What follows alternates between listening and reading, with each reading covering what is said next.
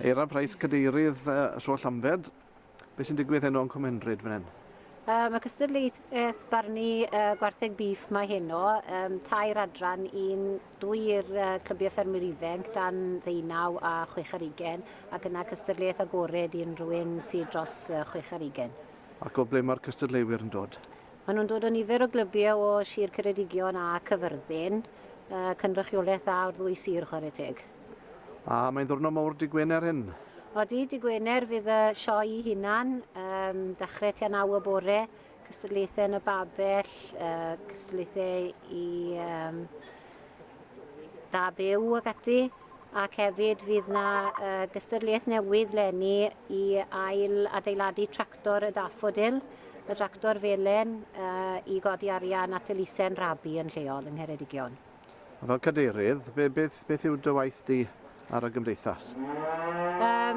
Mae fwy o waith yn ystod y flwyddyn efallai i gadeirio'r cyfarfodydd. Ni'n cael rhyw 4-5 cyfarfod y flwyddyn i gadeirio rheini fel o'n i'n gweud. A wedyn jyst cydlynu pethau yn ystod yr wythnos i ni'n paratoi wedyn, yr wythnos yma. A blwyddyn nesaf mae'n flwyddyn fawr i'r gymdeithas? Odi, mae'r gymdeithas wedi sefydlu ers 170 o flynyddau a byddwn ni'n dathlu hynny drwy gyhoeddi llyfr o hanes y pwyllgor. Dyw'r sioe hunan ddim wedi bod yn bodoli ys cyhydau, ond i ddathlu bod y pwyllgor wedi bod yn mynd ers gymaint o amser. A pwy sy'n wrthi yn rhoi'r llyfr at ei gilydd? I ni'n diolchgar iawn i Selwyn Walters ac i Alun Jones Parker-Hos am helpu ni gyda'r ymchwil i fewn i'r llyfr, a wedi mae bobl lleol wedi bod yn cyfrannu lluniau ac adroddiadau a hyn bosteri a atodlenni ac ati.